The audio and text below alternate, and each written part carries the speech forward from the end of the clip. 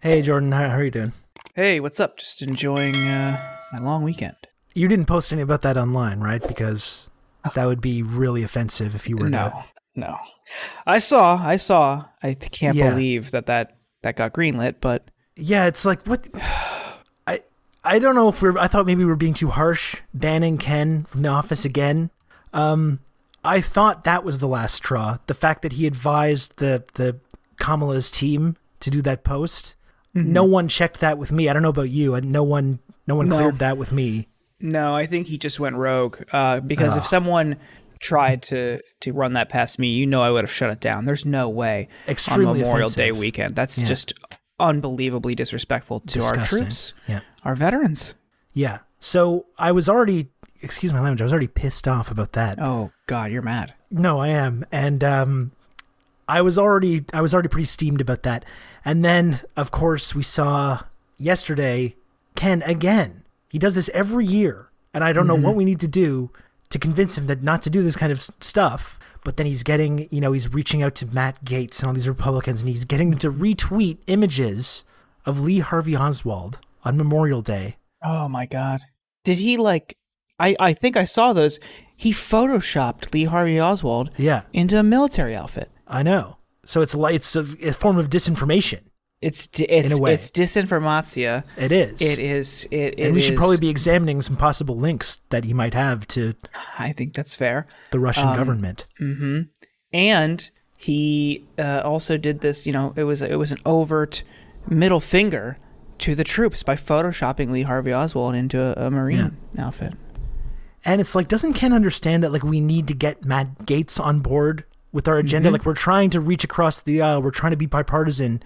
Never going to get the infrastructure bill passed without his vote. No, exactly. And it's just so you've alienated Matt Gaetz, and I didn't want to have to ban Ken again, but I don't see what other option we have, because is that the fourth ban, or I'm actually lost track on this? I think it is the fourth or fifth, and quite frankly, I think this is the final straw. Yeah, I think this is definitely probably the last straw. We got to change his key card. He keeps getting into the office. I think so. I don't know how that happens, but he's back.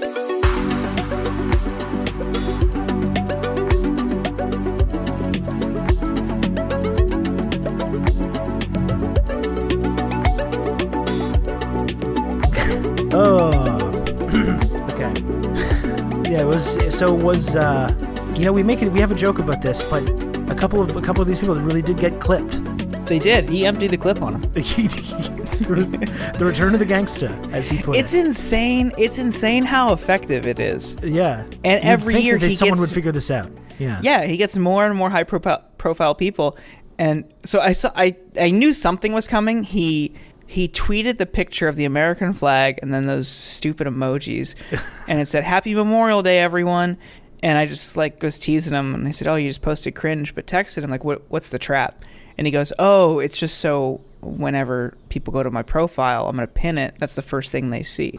And I was like, that's actually kind of brilliant. He made his header photo the American flag and all this kind of stuff. Yeah. And it was just that's all it took.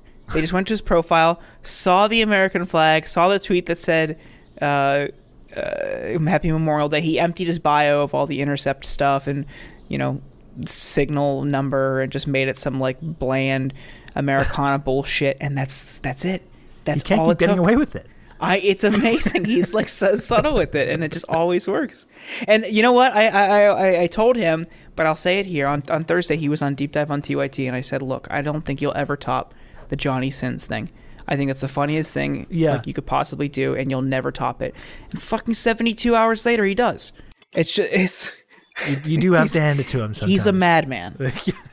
A wild man, yeah. He's still banned, but he's a madman. Yeah.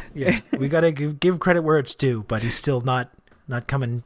We got to take out some kind of restraining orders and get close to the office. He still needs to understand his role here. Yeah, obviously. Yeah, obviously we haven't communicated that properly.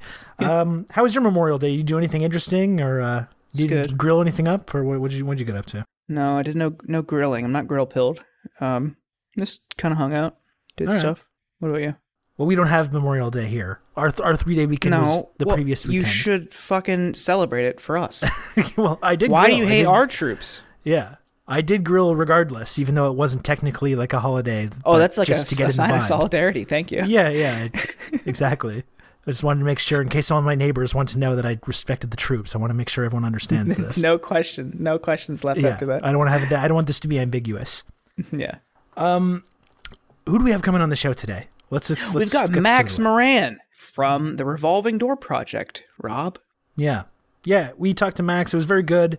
A very kind of clear-eyed assessment of the first 100 days of the Biden administration, and he thinks everything's going great, and he really likes it. Yes. So stay tuned to find out if that's true or not. Yeah, stay tuned. So before Max comes on, I know, it's June 1st. It's actually my birthday in a couple of days, by the way. That's no big deal really or anything. Important. Yeah, well, okay.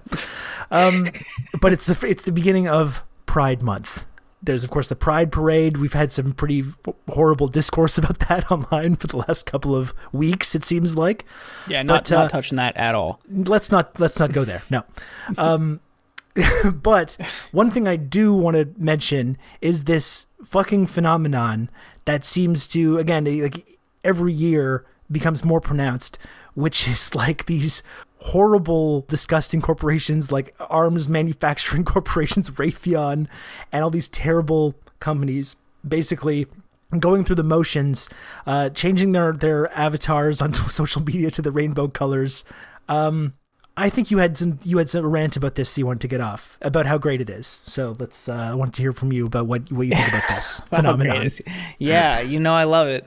I love the performative gestures from corporations. No, the military contractors getting in on it is so funny. And I've having lived in DC for coming up on a decade now, been to Pride here many, many times. And it's just like a who's who of just fucking evildoers in the floats. I mean, you'll get like the community organizations, you'll get like the Gay Kickball League, you'll get the Gay Men's Chorus, you'll get like queer community groups, which is great. And then you'll have like Capital One's float, JP Morgan's float, Amazon, Lockheed Martin, General Dynamics, Northrop Grumman, and it's just like it's like kind of just a rogues gallery of just shitheads and evil entities that make the world immeasurably worse.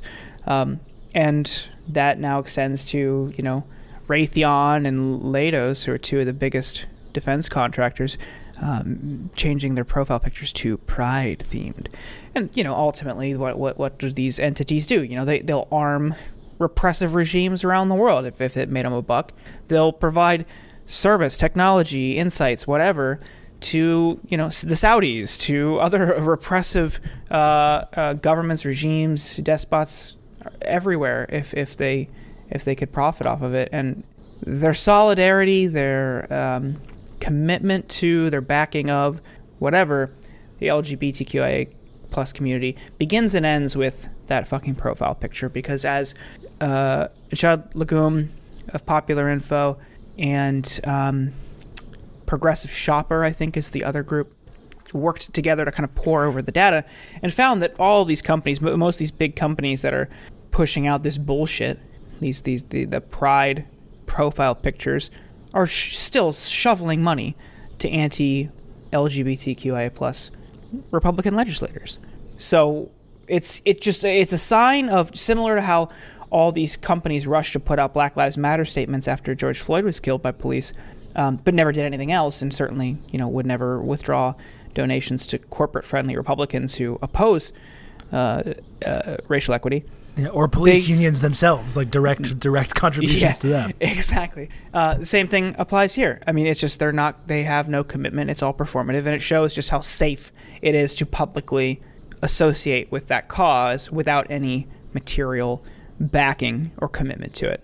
Well, it kind of reminds me about the discourse that we saw a couple weeks back about that CIA ad, the woke CIA ad, and how it creates this very bizarre kind of argument that some of these people that are kind of obsessed with this kind of woke ideology, and they use this as an example, the CIA going woke, or like Raytheon going woke.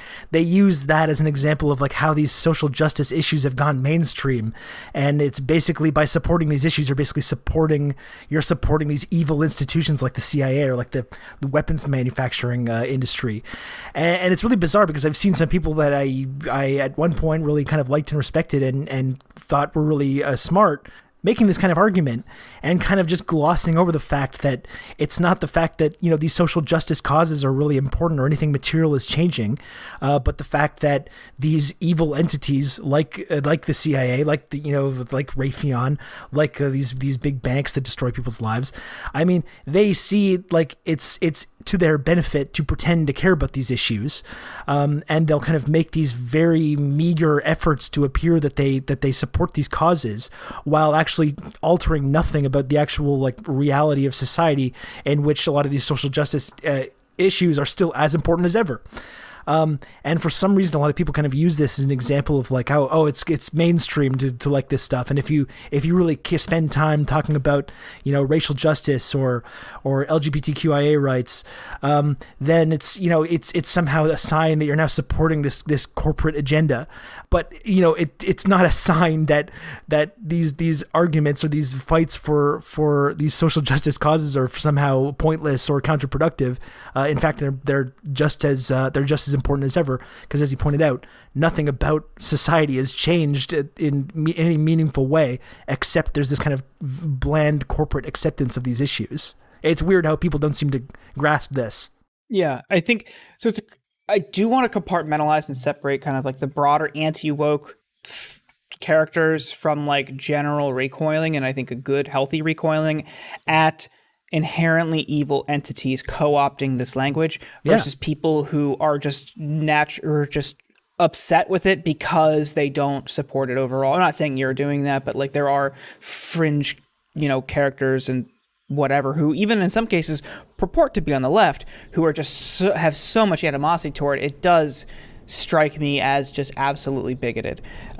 So I think you could separate those two, and I know our listeners are smart enough to parse those, but sometimes it does get a little murky, and people will use one to conflate with the other and just kind of undercut all leftist sentiment on this issue. On the corporate front, this really popularized during the Obama years. Like that was a measure of progress in society at large. Representation at the corporate level for members of the LGBTQIA plus community and career advancement, professional advancement, and sometimes like symbolic or even tokenizing positions were used as metrics of success and collective societal advancement. All while states were still like openly discriminating against that community and members of that community, different identities, different statuses. So it is completely hollow, and corporate America really forwarded this.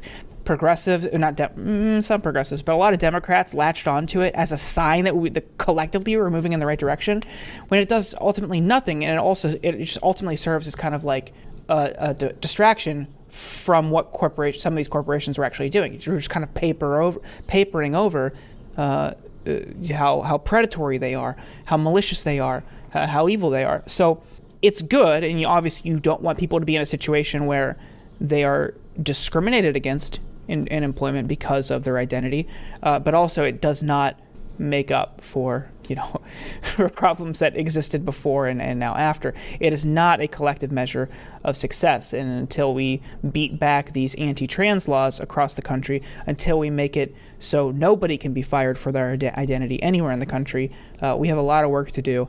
And Capital One or Wells Fargo or Raytheon having a pride profile picture is not getting us anywhere closer to that. Yeah, I guess that's kind of what I'm pointing out too, is that I think for a certain sort of subsect of people, you have this idea that like, oh, fighting for trans rights is cringe because now these big corporations are saying that they support these things. Meanwhile, there is this very legitimate push to like erase trans people, to legally define them out of existence, to pass these really strict laws targeting trans people deliberately, and then you have people that have kind of decided that because these corporations have kind of vaguely decided to support this, that it's somehow unimportant, or it's somehow like this fight is already over. And this is in the meantime trans people are being deliberately targeted by these like really dangerous laws. No one should be swayed by the idea that this has become kind of acceptable on a corporate level to support these issues, that these fights are somehow over, that these things are broadly accepted. There's a whole lot of work to be done, like you're saying. Let's I know we have a great conversation with Max coming up. Let's bring him on. I just wanted to remind people that we do have some paywalled episodes that have been coming out lately. We had a great episode with Dwight from Eat the Rich last week. So if you missed us, if you haven't heard the episode, you do have to subscribe over at Substack to get access to that. So I encourage everyone to subscribe over there. Also, we haven't been getting a lot of new reviews lately. I would like to go back to doing a segment to read the reviews. That's always been fun, kind of. Sometimes it's it only counts fun if you get our names right. So that's right. It only counts to be clear. Yeah, that's exactly right. So please leave a review as well if you haven't left a review already. That's always very helpful. It helps people discover the show. We always enjoy reading the reviews on the show. And let's bring on Max Moran now from the Revolving Door Project. You're really going to enjoy the conversation we had with Max, and he's going to be joining the show right after this.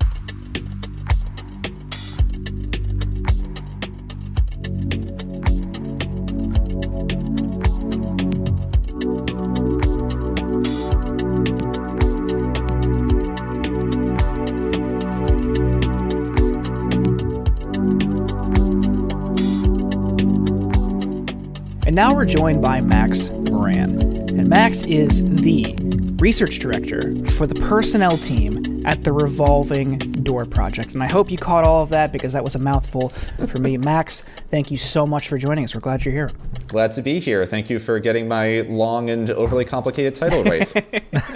Well, that was the abridged version, actually. It is, technically, yes. Max, we start all of these conversations with the same question. It is a vital one. We want to know who we're dealing with, and if you slip up, it's kind of fucking game over. You're out of here. Okay. Max, are you a gamer? I am indeed a gamer. Let's go. Good answer. What do you game on? I'm actually sitting in front of my Switch setup that I have right now, but I've been replaying one of the old Fire Emblem games on the Wii at the moment, which I'm having a very good time with. Okay. Nice. Have you been doing any interesting gaming lately, Jordan, or anything different going on? Switching it up at all, or? No, it's mostly just I've been working slowly through Resident Evil 7, and now this is kind of pathetic, but it's been making me dizzy for some reason. I don't know why. So I can only play it in small increments. But other than that, it's Fortnite, it's Magic the Gathering, only the two games that matter. Maybe it's that Cuban headache microwave gun they've been getting you now. I know. That very real thing outside that my exists. apartment. Yeah. Definitely very much a real thing. The Cuban Iranian microwave headache gun. Jordan, the latest victim. Very, very tragic, upsetting stuff. And it only happens when you're playing Resident Evil Village. Yeah. Oh, not even Village. It's just 7. It's Biohazard. Oh, I wanted to finish Biohazard to play Village and have that kind of context, but it's not working out for me. I'm getting old. I've got old gamer eyes. Damn. Well, prayers up. That's unfortunate. Can we get an F going in the chat? Except that there's only the two of us in this chat right now. Can you get an F going in our iTunes Apple Podcasts comments, please? Yeah. Yeah. Well, thanks for having me, guys. Appreciate it. Of course. So you guys at the Revolving Door Project, you have been tracking the people coming and going in the White House and the Biden administration at large. You've been keeping an eye on lobbyist influence and special interest group influence in the administration, ultimately with, I think, probably the best intent, not just as some bad faith readings might be to thwart the Biden agenda, but ultimately just to make sure that this is a government that is representative of the popular will, the body politic, and people instead of special interests. So you guys have been tracking this stuff pretty extensively, and I think it's been super, super resourceful. You guys released a 100-day report card recently. Could you give us an overview of your 100-day grading for Biden? And what are some bright spots and what are some noticeable failures? Yeah. It's interesting because I feel like some of our assessment might have even changed in part a little bit since we released that report card at the 100 days mark. But I think that the overall thrust of it still stands. Our basic takeaway is, so Revolving Door Project focuses, as you mentioned, largely on the personnel who are appointed to the different agencies and departments across the executive branch. We think that there is a lot of really necessary and important progressive energy and advocacy around passing big legislative packages, but not as much on how those packages actually get implemented, and that there's an incredible amount of power that lies in how the federal bureaucracy actually functions and actually operates. So we wrote this 100-day report card to basically assess okay, across some of the major industries that make up the American economy, and especially industries that are largely associated with high dollar donations and lobbying and so on of the Democratic Party, how many of them have been able to really directly influence the agencies that regulate them, that oversee them, that are, supposed to prosecute them when they break the law, as they frequently do. So our overall assessment of the Biden administration's job on this is basically he's exceeded expectations, but those expectations were too low, basically. We essentially write that he's probably the best president of any of our lifetimes in terms of resisting corporate influence. It's just that the presidents of our lifetimes have overwhelmingly been, they have been the presidents of the neoliberal era. They've been the presidents of an era in which business interests are seen as the ultimate public good. And there perhaps isn't even, in this view at least, like a contradiction between coming out of an industry that you are then going into regulate, that you're then going into oversee. The bar is basically on the floor. Precisely. The bar is below the floor. It's the Mariana Trench. So while Biden has appointed a good number of folks, especially on the domestic end of things, to roles like at the Federal Trade Commission and at some of the executive departments, he's appointing actually independent, thoughtful people. A lot of them are sort of trying to, walk this narrow tightrope between the progressive base of the party and sort of like the corporate donor wing, people who would be technically acceptable to both of them, or I'll give the progressives one and then I'll give the corporatists one, that kind of a thing. And so we think that our overall grade of his administration is basically a B- as far as that goes. It's passing. There is definitely room for improvement, but it does reflect that, the progressive base has become an actual organized, political force within the Democratic Party. It's far from total control of the Democratic Party, but it's a force that can't just be laughed out of the room, which was very much the case when Barack Obama was making these decisions, certainly when Bill Clinton was making all of these kinds of decisions. They at least have to pay lip service to some of this stuff, like at the bare minimum. Exactly. There has to be someone within the administration who is gauging what the lefties think about things. Ronald Klein has largely served some of that role. There's also people like Steve Ricchetti who are gauging what the donors, gauging what the 1% are thinking about your decisions. And a lot of Biden's work and a lot of sort of Biden's entire career as a politician has been about trying to find whatever the exact middle of the Democratic Party is and just sort of plant his flag there. He is always governed as a centrist, always planted his flag there. But that's just because he's not especially ideological as a person. He just finds whatever he thinks is the safest political stance to sort of squat on, and then he just squats on that. That exact middle of the Democratic Party has shifted dramatically to the left over the course of the last 10 years or so. So he has to at least pay some lip service, at least sort of pay attention to what people significantly to his left are thinking, even if he's not going to grant them full service and everything. So that's what I'd say is sort of the takeaway in terms of domestic politics and domestic appointments. Foreign policy is a very different story. Foreign policy is definitely where we give him our lowest marks. As an organization, Revolving Door Project isn't deeply focused on foreign policy work, but of the stuff that we do work on, especially the military-industrial complex, it's absolutely just been business as usual.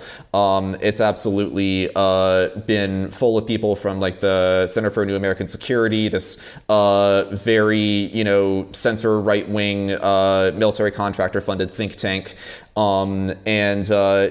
Foreign policy is also an area where Biden has personally cared a great deal more throughout his career than on many other domestic issues. Many other domestic issues, he'll basically just take marching orders from the party. Foreign policy has always sort of been his baby, and it's also been the area where I'd say we've been most disappointed in him. So that's sort of a quick overview of the report card and what our general takeaways are. I guess the main thing that I've been kind of interested in trying to figure out in the first kind of 100 days of this Biden administration were whether whether the movers and shakers in the Democratic Party, the sort of establishment types, whether they'd learned the lessons of the Barack Obama administration, which, I think you could argue that they're, similarly taking power at a time of this kind of great turmoil, the economic crisis, and basically their unwillingness to kind of put forward a really big, bold agenda, and their obsession with seeming bipartisan and kind of appealing to sort of like the centrist newspaper columnists, rather than actually bailing out average people that were really hurting. They think the argument is that really cost them, and that led them to them kind of surrendering a lot of the upper hand that they had in terms of the political advantages that they had at that time. And so that was the kind of thing that I was interested in following with Joe Biden, was whether they had kind of learned those lessons, and whether they were going to really fight for a really bold agenda, and hopefully avoid that same outcome. And I guess that's been the kind of interesting thing following it, is that you certainly get the impression, or at least I did, that there are definitely people around Joe Biden and around the sort of like the power centers of the Democratic Party who did understand this, and that did want to go forward with that kind of big, bold agenda. But so far, it seems like what Joe Biden has been kind of counting on is to propose a bunch of big, bold things that maybe they wouldn't have done 10 years ago, or, really kind of aim for these very big progressive pieces of legislation, and soak up the kind of the newspaper headlines and get the props from the sort of establishment press. But I think it seems so far somewhat unwilling to actually do what is necessary to ensure that big, bold agenda actually turns into legislation that helps, average Americans. What's your stance on that? I mean, is that kind of more or less where you're at as well with in judging the first 100 days of the Biden administration? Yeah, I think you really hit the nail on the head there. It's a little disappointing. Maybe I was a little too hoping for some sort of big change, in that even a few weeks ago, I think that I might have been a little bit more willing to say that, I think that on balance, the voices that are in Biden's ear have learned the lessons of the Obama administration, especially the first several years of it. And I think that your assessment there that, Obama blew an enormous opportunity, and that cost him, and that cost, the whole country and the whole world dramatically. I mean, I think your assessment of that is dead on. Even a few weeks ago, I think I might have been a little bit more willing to say there's definitely a struggle going on within the White House between some more establishmentarian types and people who've really sort of learned the lessons and are willing to take big risks in order to maybe not take big risks as much as just pursue actual things in order to improve people's lives. I think that what we're seeing right now with the infrastructure bill, the big bill that sort of got people thinking, or got at least a little bit of a narrative out there that that Biden was willing to buck old trends, was, of course, the COVID relief bill, where I think the politics of it in terms of winning votes, basically just winning over the Democratic Party, were a lot more favorable toward direct action. I think that with his big infrastructure bill, you're seeing him really fall into and stumble into a lot of the exact same traps that, and a lot of the same tricks that that Obama really walked into. This obsession with, trying to make it a bill that will get a Republican vote. It's a little bit different in Biden's case just because he doesn't have a filibuster-proof majority, but he can't just kill the filibuster. And there's been really admirable work to make that more of a political reality. But the people who he's trusted to shepherd that particular bill, the infrastructure bill, through Congress, Gina Raimondo, Pete Buttigieg, Steve Ricchetti again, are very much from, obviously from that more corporatist wing of the party. Buttigieg is Buttigieg. I don't think I need to tell you or any of your listeners about him. He's cool. We're all big fans here. Oh, yeah, definitely big Pete. Buttigieg Bros. Buddha Bros, Yep. that's it. Yes, Buddha Bros. Yeah. So there's there's him, Gina Raimondo, who basically like pioneered, being a Democrat who sells your state's pension fund out to Wall Street. And then, blames workers when they can't access, basic retirement security. She, her rap sheet as governor of Rhode Island is extraordinary. Some of her techniques were later taught by the Koch brothers.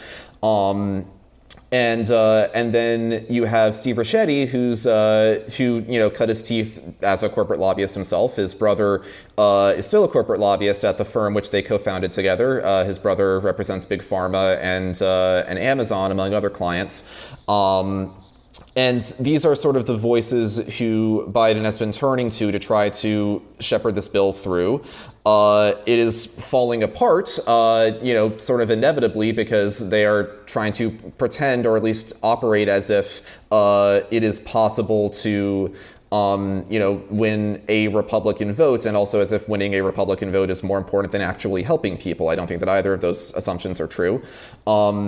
I also think that, again, there's an enormous amount more that, Biden and these cabinet secretaries can do within their own existing power that they haven't, just in order to improve people's lives. And that should sort of speak to where their personal priorities lie, and then that trickles into their marching orders and their interpretations of those marching orders when lobbying Congress. I think, Rob, you kind of set it up, and that's something I've been thinking about a lot. And you touched on it, Max, on the bipartisan commitment, or this lofty and unrealistic, in my opinion, aspiration to have bipartisan legislation. And we're now seeing this right now. Today on Tuesday, there is a story in Politico talking about Biden's push to make the infrastructure bill bipartisan. That's not going to happen. There's no scenario in which they work with you going into an election year on a big. Wait, I was on my understanding was that when the adults are in charge, what you do is you negotiate with yourself before even sitting down with the negotiating partners. All right, look, we've thought about it. Yeah, slash it in half right before you even start. That's the way we've compromised on our end already. Now your turn, and Republicans are just going to give you the finger. Like how one of these days this is going to work. I think. Yeah, I'm pretty sure. Yeah. It's just like Lucy with the football. Like every single time they do it, and it never happens. Like like you saw what they did with the Supreme Court. Just the entire time they blocked Garland until Obama's time ran out, and then just rammed 3 justices through, the last of which, Amy Coney Barrett, doing the exact same thing they bemoaned when Obama tried to do it with Garland. They stand for nothing. All they want to do is win, enact their agenda, and get their way. Like, just so be it. Just do it. Infrastructure is popular. You do it, you're popular. Like that, people will notice the improvements. There is a tangible material impact on communities when you make these kinds of investments.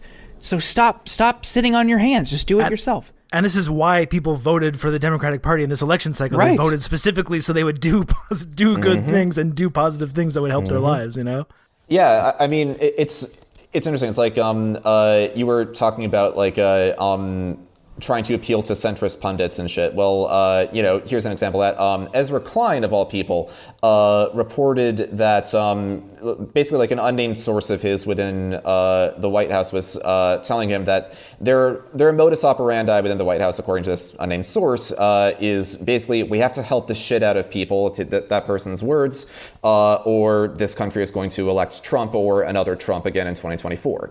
I completely, wholeheartedly agree with that. You need to help the shit out of people. You need to show people that government can be a force to actually improve your life, or we will have either Trump again or a more organized fascist in his place. And so it's like, why aren't you doing that then? You sort of started out haltingly on this right path towards it. You had this really good CARES Act. The decision to open source COVID-19 vaccines. I mean, we got to see the specifics of how that plays out at the WTO and so on. But that is transformational if and how that works out. That is going to save millions of people's lives. That's incredible. But again, you have to be doing things in order right now to improve people's lives, to get people to address all of these interlinking, horrific crises that we're facing. And the thing is that, like, again, they have the tools to do this. They can, cancel student debt with just a few signatures from the Secretary of Education and the President. They can, appoint actual strong figures to the Justice Department. You mentioned Merrick Garland, who's been probably the most disappointing of the domestic side appointees. He's basically trying to run the DOJ as business as usual when, we just had a fascist in office. There are enormous amounts that, even if they don't get Congress, and they should fight to get good things through Congress, they should absolutely kill the filibuster. It's horrific that we haven't. But even if they couldn't, the point is, and this is something which we try to drive home all the time, is that there's an enormous amount that they can do every day to improve people's lives, and then to tell people, hey, I did this thing for you. Postal banking is a great example. The refusal to do so should speak to someone's political priorities, and it should also, be an area in which people are, looking at and are criticizing this administration. Because again, those are areas where it is truly just people's, unwillingness to act that is standing in the way of acting. And that's why we focus on the executive branch so much. Well, you mentioned Ezra Klein, and it's one kind of funny phenomenon that I'm noticing that feels different this time from where things were 10 years ago, is that you are seeing some very prominent sort of liberal media types, people who are very close to the Democratic Party establishment, people who, as long as I've been paying attention to this, have been bending over backwards to make excuses for the Democratic Party and why they can't do stuff, and to always kind of manage expectations downward. And you see even some of these types are starting to say, what's going on here? This seems kind of alarming that they're not doing all these things that they said they were going to do. What's going on with that? And it's kind of amusing to me. I mean, it must be terrifying for most Americans, but it is kind of amusing that it's a lot of dumb shitheads online like me have been pointing this out for quite a while, that this is what the Democratic Party is all about. Yep. And these folks have made every single excuse, and they've always had a reason for why things couldn't happen. And there's always just vote. You just got to vote harder next time, that kind of thing. And you see even some of these types starting to sort of just get very nervous about the coming election cycle and the fact that they're heading ostensibly for a huge disaster. Yeah, I mean, look, it's insane that we ever got to this point, just sort of in the history of the world, where the dominance of neoliberalism and sort of I was talking about this with a friend of mine the other night. I think that a lot of the where a lot of that comes from is, and that hasn't sort of been discussed enough, is people just wanting politics to not be about conflict anymore. People wanting to have a universe where if you're a political pundit or so on, then you don't have to think about hard questions, but being able to actually think about hard questions and addressing hard problems and taking a stance on what kind of world you want and what kind of world you're going to fight for is really what politics is literally all about. It's about the distribution of power, and so seeing people sort of wake up and realize that, I mean, I think part of that you can attribute to just seeing all the awful shit that Donald Trump did, and realizing that, oh wait, there actually are things that can happen if people actually act and do stuff, and they can be horrible, horrific things, and maybe it's time to start reassessing some priors here. But no, it is definitely really funny to be seeing a lot of liberal pundits and New York Times opinion section types sort of waking up and realizing that this could actually get really, really bad, and really bad in a way that affects me personally. So all of a sudden things change dramatically. But I mean, look, that's part of the joy of being able to say that the emperor has no clothes, of being an online shithead, as you put it. But I think also just being someone who calls out bullshit, and that's a noble and proud tradition. So you've compiled like a dossier on some of the across the board, from staff and advisors in the White House to ambassadors to departments and bureaus. One thing I was really interested in, would like to get your thoughts on, is kind of the quiet hires in the staff, including friend of the show, Neera Tanden, who did not pass, she didn't have the votes for her Senate confirmation for OMB, but has been just appointed anyway. You've been tracking people like that, and also Seth Harris. Can you kind of give an overview of the actual, I don't want to say human capital, it's kind of like a reductive term, but the actual staff of the White House, the people close to Biden who have these really alarming ties to special interests, corporations, lobbying firms, etc., that might, and likely influence advice that they give to the president. Yeah, so I mean, the Neera situation, speaks to like a broader problem, which is like, someone who is deemed not worthy to join an administration by Congress is usually just given a title of like special advisor on XYZ topic, and they essentially sort of run that same department in absentia, or they handle that same issue portfolio just without the technical official title. That happened with Obama, with a guy named Antonio Weiss, who was a Wall Street type, didn't get, I think it's the third most powerful job at Treasury, and was made special advisor, and basically just took over the same job, just with a slightly different title. With Neera and with Seth Harris and so on, you have these figures who, come out of this corporatist wing, who essentially are there in order to do favors for whoever they're hoping to have hire them once they get out, hire them in like either a direct lobbying job, or more often like as a senior executive of some sort, but essentially a shadow lobbyist.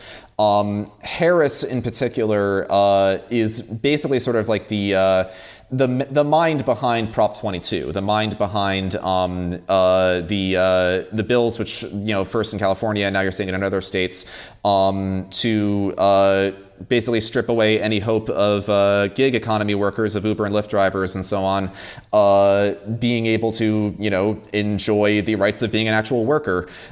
Seth Harris essentially in 2015 wrote a policy paper where he says gig economy workers are fundamentally different from independent contractors or full workers, and so we need a new third category of worker in order to describe them. This is basically the same language that Prop 22 has, in which they grant workers the right to form a union, but not the right to any sort of things like unemployment insurance, any sort of benefits, any sort of access to the privileges and just the decency and respect of being a full worker. You're seeing now in New York bills and proposals to basically grant drivers the ability to form a union, but not to have that union go on strike, or do anything to actually pressure the organization, have this be called a union, but it's basically just like a club of people who happen to work for the same employer.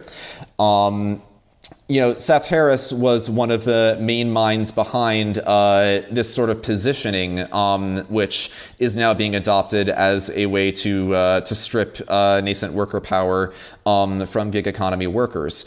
So he was sort of positioned to be the next labor secretary in a Democratic administration. He was the acting labor secretary for, I think, about a year under Obama. I think in part because, the politics today of appointing the architect of Prop 22 as your labor secretary are not what they would have been in 2015 or 2016. He doesn't get nominated for that job. He does get a job as basically a senior advisor on labor issues to Joe Biden. I think that Harris himself is sort of trying to position himself as sort of like an intermediary between the labor movement, between unions and employer side firms, considering that he worked for an employer side firm. He worked for a union busting firm in the years in between the Obama and the Biden administrations. This again should speak to his priorities, should speak to the type of advice that he's going to be giving to Biden. The thing is that, like, I think that Biden sees himself very much as a blue collar sort of person, as someone who cares deeply about the labor movement. And Marty Walsh, who has become the actual Secretary of Labor, has proven pretty resilient and is actually pushing forward with the actual powers of the Labor Department to basically say, yeah, we're not going to actually do any of this bullshit that Uber and Lyft and so on want us to. We are going to fight as hard as we can to get full worker classification for gig economy workers.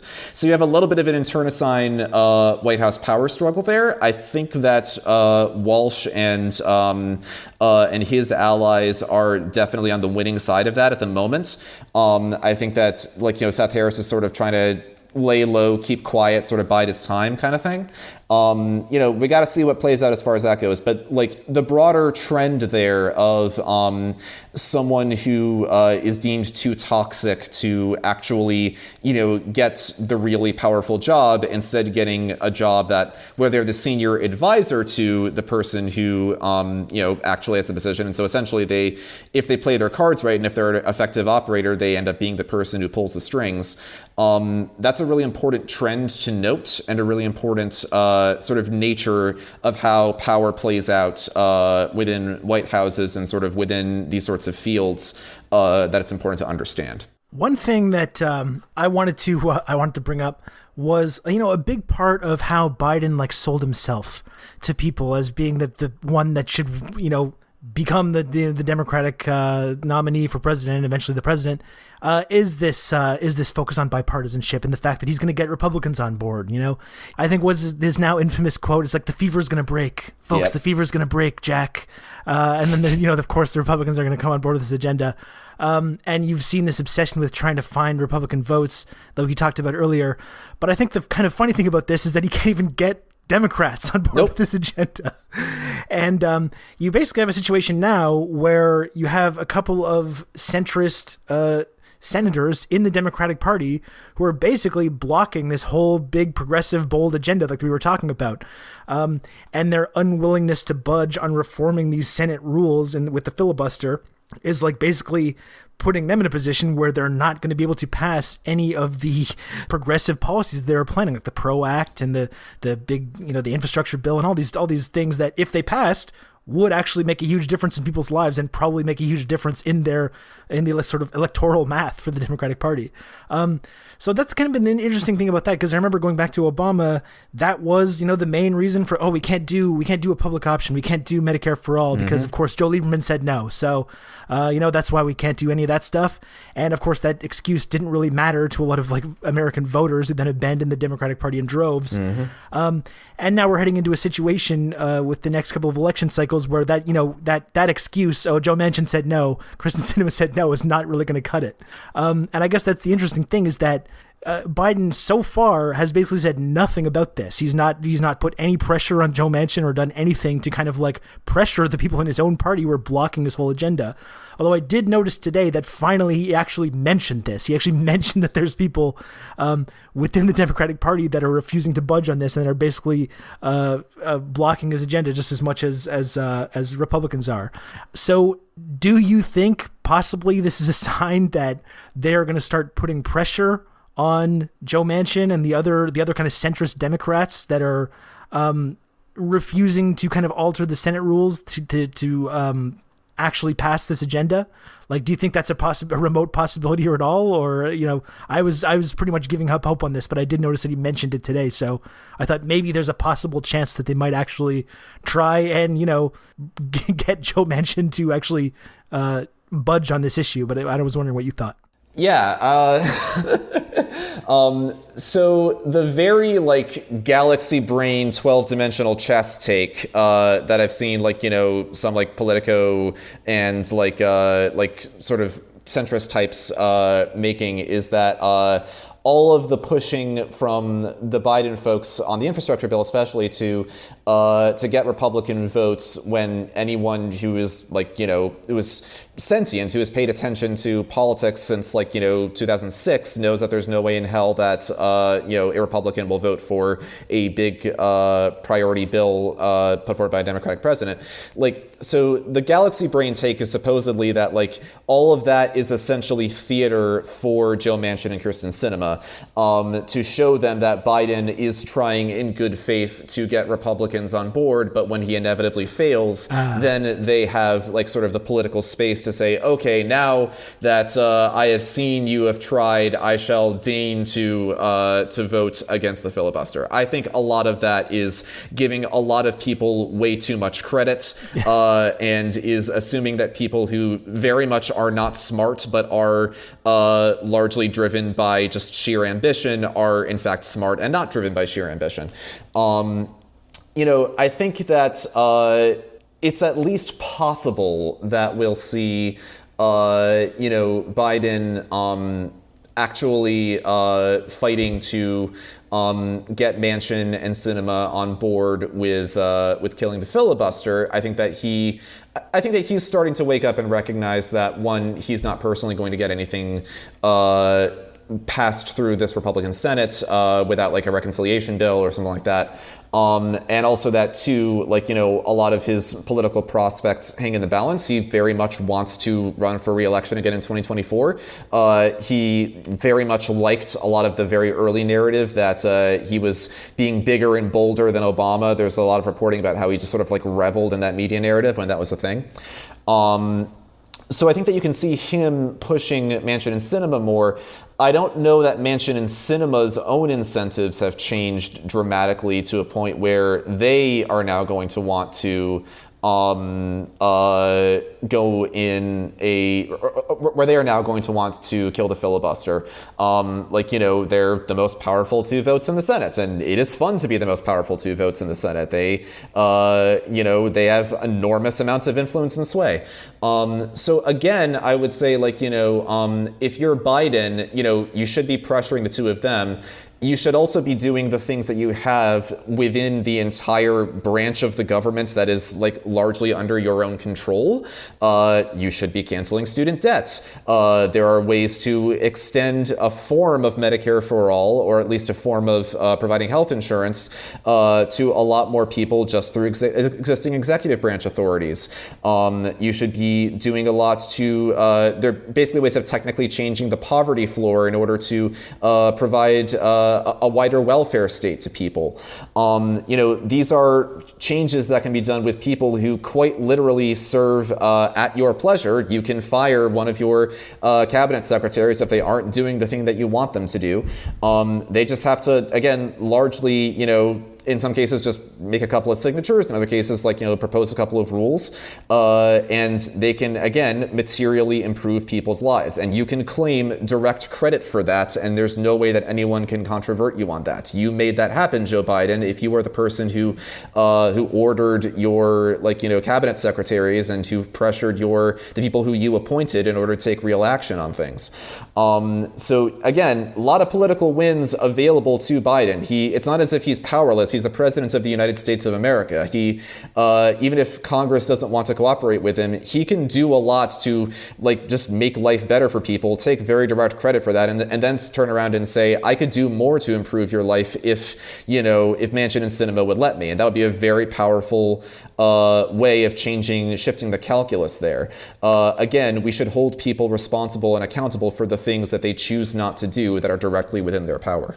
Well, that's the kind of interesting thing about, the Earth to Bernie Sanders hypothetical presidency, because, I mean, in my view, he was the only kind of candidate that had a kind of vague plan in place to deal with that. It's not like if Bernie had been elected president that he would have just easily passed his whole agenda. He was aware that these roadblocks are there, and he did have a plan to confront the senators that were going to be, he knew were going to be blocking his agenda, holding rallies in their district and making it as uncomfortable for them as possible.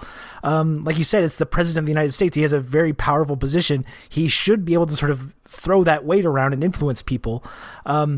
And it's very bizarre. I find that he's not been kind of willing to do that. I think you had Kamala Harris going to like a rally in West Virginia a few months ago at the beginning of the presidency, and then you haven't really seen much movement towards any of that until today. But that's kind of what would have been the interesting thing, because I think for a lot of people that's why they supported Bernie, because he at least recognized that this was going to be an issue, and he had a plan kind of in place to deal with this. And it seems like Biden has no such plan. Yeah, I mean, Bernie Sanders dwelled in political reality, and he does, I should say, dwell in political reality. And he, has very little interest in accommodating this very false, certainly false now if it ever was true, maybe in the 90s, narrative of everyone being able to come together and we're gonna talk it out and get things done and in the 90s when that was this dominant strain, the thing which all of our politicians of today are so nostalgic for, the thing which they were united behind was basically making everyone's lives worse. The thing which which created this bipartisan consensus, the Washington consensus and so on, the neoliberal consensus, however you want to frame it, was a consensus toward we're going to get rich, we're going to get our donors rich, and we're going to make life worse if you aren't rich. That's not a consensus that we should go back to in the first place. That's a consensus that we should be very clear-headed and very straightforward about saying was wrong, was morally atrocious. It was bad then, and it's caused a lot of our problems now. So again, it is important and good to, dwell in political reality, to look hard problems in the face, and to not fall back on this idealized vision of process, this idealized vision of everyone sitting down and talking it out and working together, which also, by the way, is just deeply undemocratic, because there's no space in that formulation for the people giving their input, for people who are protesting outside of your office to be treated as legitimate.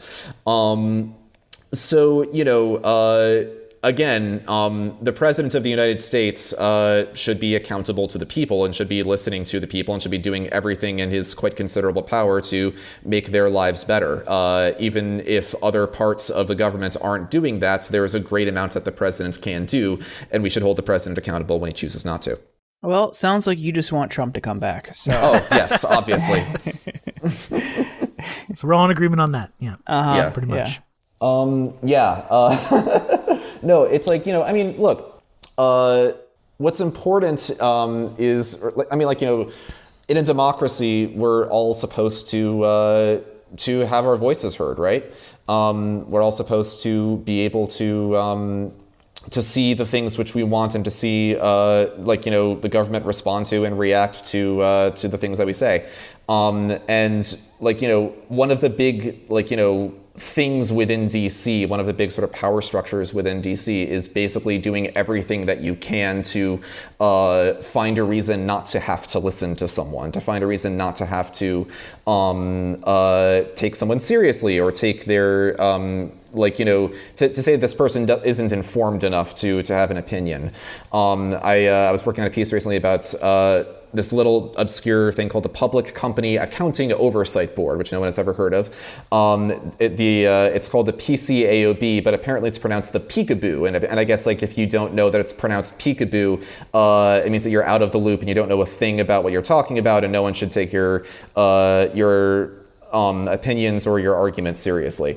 And that was a whole thing which you have to sort of research and come to be aware of.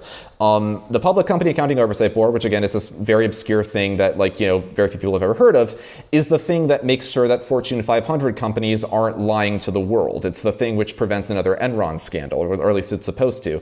And the people who run the Public Company Accounting Oversight Board make vastly more money than the presidents. They make $600,000 or upwards of that a year. And in order to, in the history of this organization, do extraordinarily little. The SEC brings more accounting cases than the PCAOB does. And accounting, like it sounds boring, but it's a field that's like, riddled with fraud, and if that fraud reaches a certain point, it can contribute to a total economic collapse. So it's a really important little part of the government.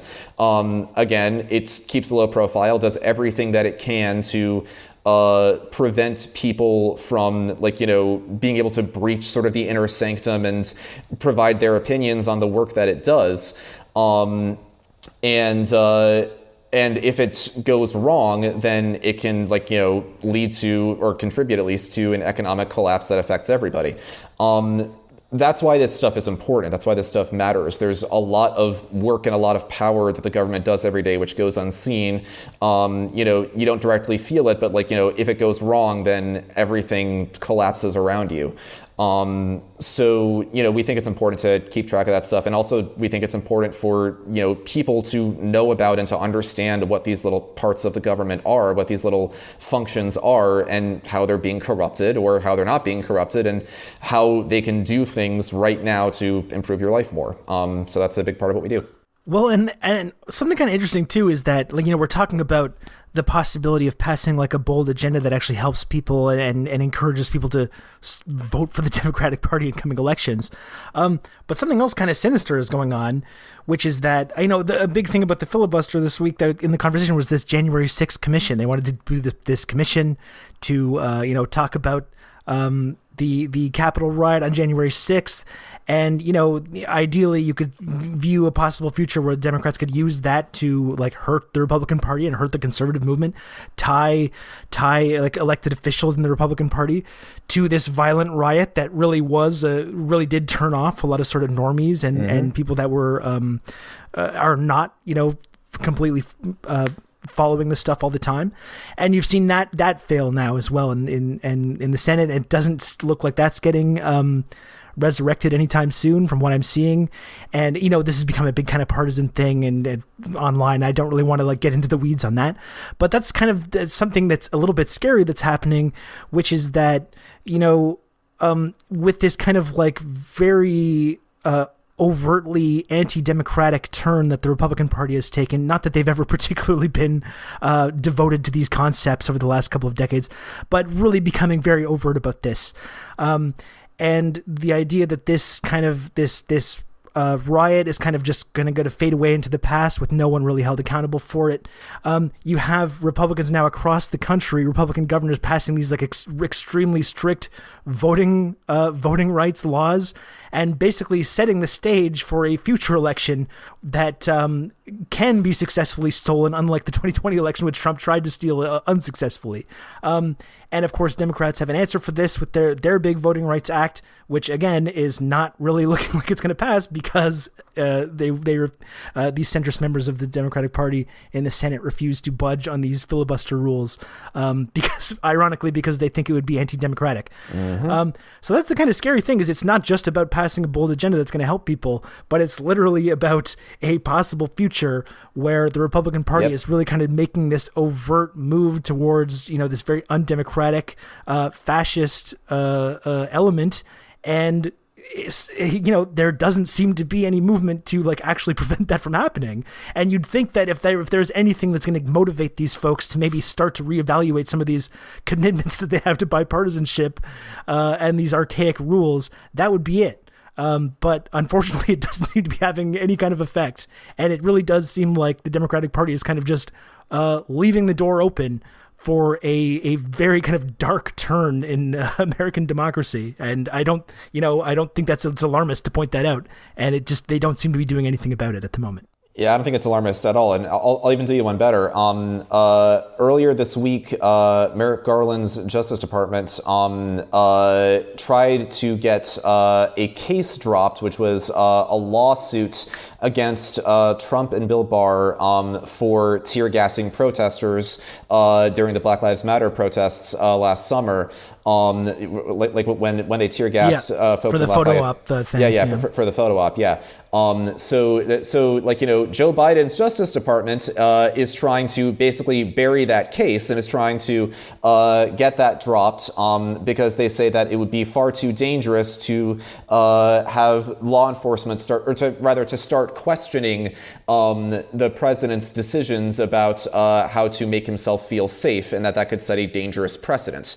I mean, are you kidding me? Like, they tear gassed protesters. They attacked people so that the president could walk across the street and take a photo op, and it was horrifying.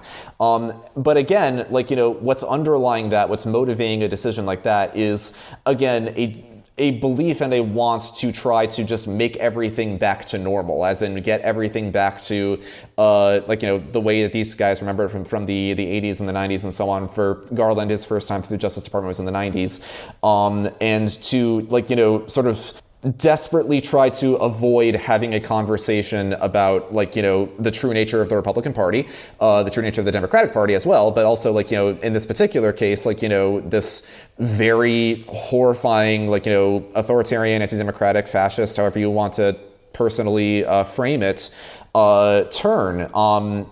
It's it's this total inability to sort of really see the danger that we're in really directly and at face value, because that would force you to have to, again, ask yourself some really hard questions, to do some really difficult and brave things as president or in Congress and so on, in order to really try to protect people and to save the country from this authoritarian right-wing turn.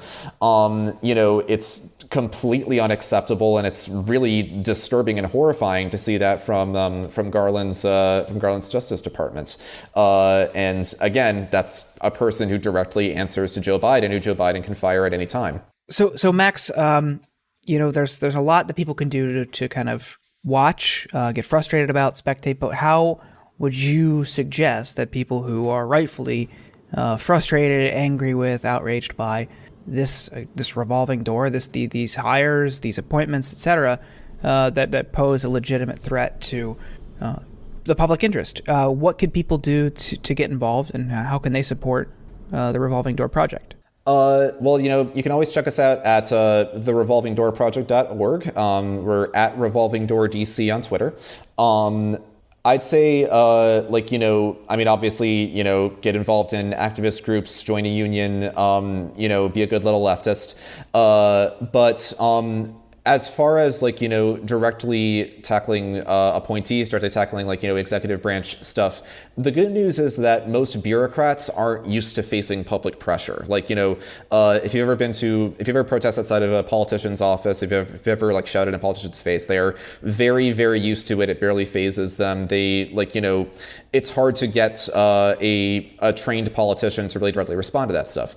Bureaucrats aren't the same. Bureaucrats are used to sort of laboring in the shadows, are used to sort of if they're bad bureaucrats, giving handouts and doing awful things without anybody ever knowing their name. So if you inform yourself, and again, it's not that hard. It doesn't take that much digging to look into how the executive branch affects whatever issue it is that you personally happen to care about, because it does touch on every issue. If you can find the people who are affecting the things which you care about and are doing negative things on the things that you care about, those people tend to be a lot more responsive to pressure. We are constantly amazed at how responsive people can be, just because, again, they're not used to their name being out in public. They're not used to their life's work being put out on display and having people directly criticize and shame them. If there's an issue which you are horrified by, if there's an appointee who you find who's done horrifying things, you really can make a lot of change on this issue and through this particular lens. So I would encourage you to inform yourself. Well, thanks so much for joining the show and breaking this stuff down for us, Max. It was great to talk to you about this. Thanks for having me. Pleasure to be here. Do you want to just let everyone know where they can find you, find your stuff online and all your plugs?